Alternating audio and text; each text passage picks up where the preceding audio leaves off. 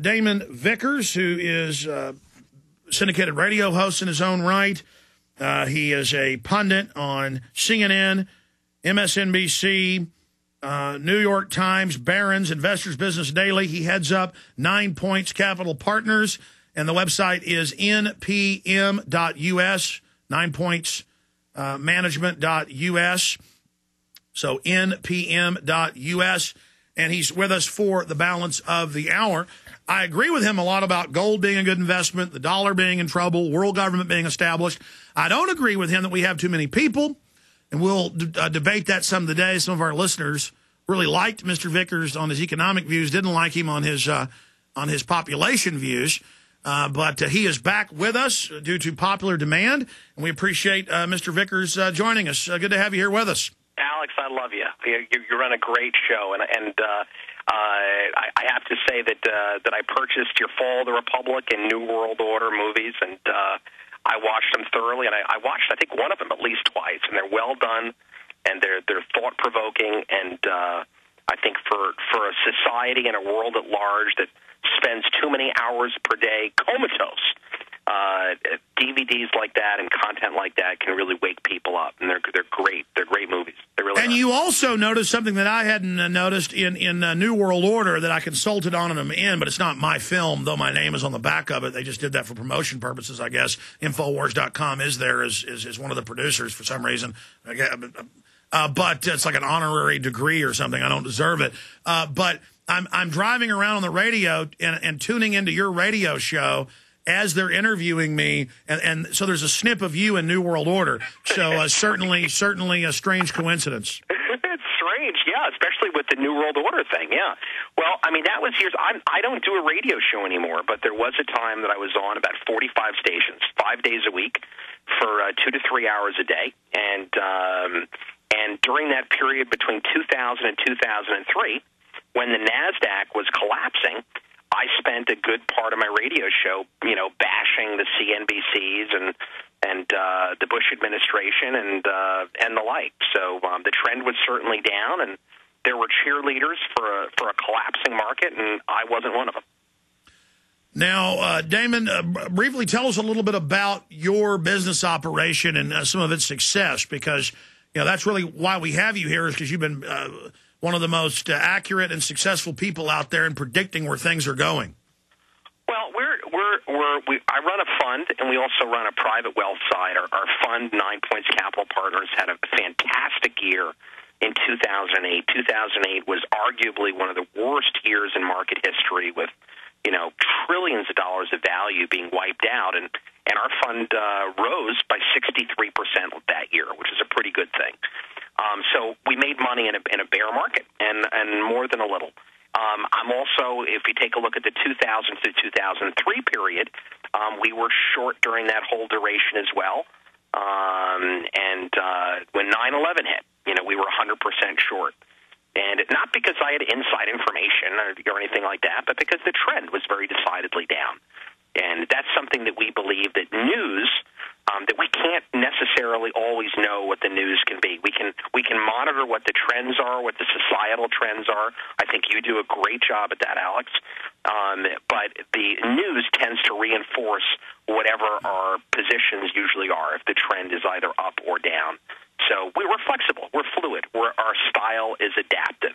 And so that I think that gives us an edge as investors. Other investors are more attached to what they think they know, or they're worrying about the future, but they're not really living in the present. And that's something that we don't do. Living in the present is what we do here at 9 Points Management and Research and at 9 Points Capital Partners. Okay, I want to get into the economy and what you see in the year 2010 with Damon Vickers. But first, let's go back to the controversy of the last time you were on with us 3 months ago. You were talking about your view on world overpopulation and that, something must be done about it.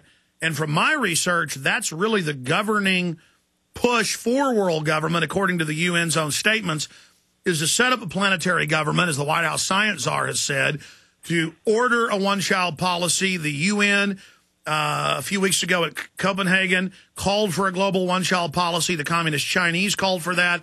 There have been editorials all over the newspapers and on TV calling for, in fact, the BBC says, should we bring back rationing today? I have that article right here for PrisonPlanet.tv viewers who aren't tuning in on the radio but watching us at PrisonPlanet.tv. Should we bring back rationing to save the environment?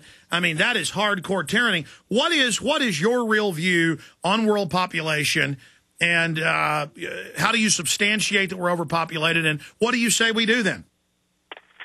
Well, I mean, I'm glad you brought up the Chinese because when we think of the Chinese, they were a country and a society that was so enmeshed in malaise. They'd had some very austere programs under Mao and a rejection of their emperor system and all that, and they went to that one-child system, and I think it was a good part of their quote economic birth. I mean, people would never thought the Chinese could get themselves together. People would always talk about China as a region of the world that had promise. Wrigley Gum would get a contract to sell gum in China, and I remember the conversation with some guy down in Texas and him saying, well, think about all those billions of Chinese chewing on Wrigley Gum. So, and the stock went up, I don't know, it was $3, $4, $5 that day when they got that contract. But they as a country have turned things around economically. Now, that has come at a cost. There's no doubt.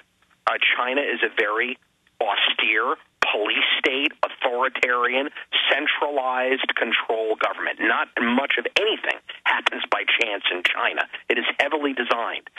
You asked the question, though, about what is my real view on population. Now, I would ask you, have you? I mean, I assume you're an educated man, you're a Renaissance man, you're a free thinker. All things that I love about you, Alex. Have you traveled at all to places like the Caribbean? Have you been places like in the South America? Have you Yes. seen some of this? Have you seen? You've been places like that. Have you seen pictures of the world at night? I'm sure you have.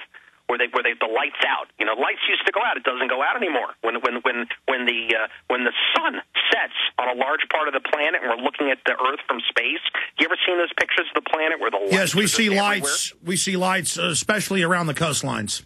Especially around the coastlines, but also the cities and the Northeast in particular, and the Caribbean and Puerto Rico, and there isn't much of the world that we haven't lit up, and really. Probably because we're afraid. That's why we have all the lights on, because we're biological creatures and we're afraid of the dark.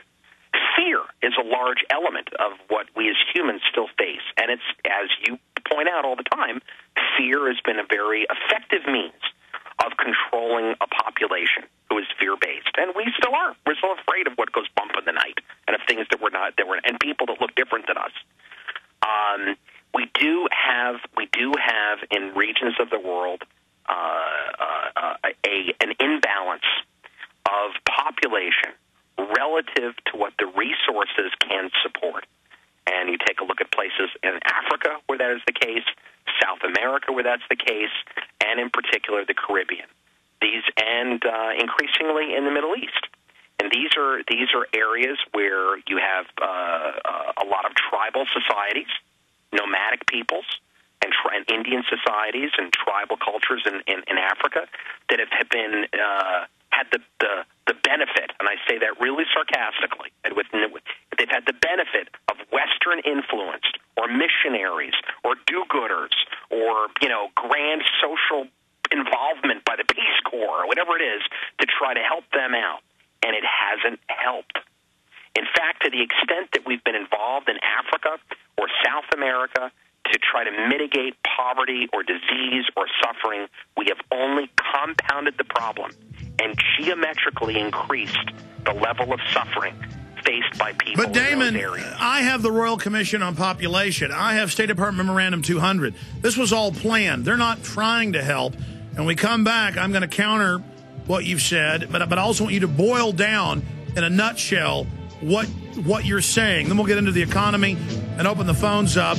Damon Vickers is our guest. We appreciate him joining us today.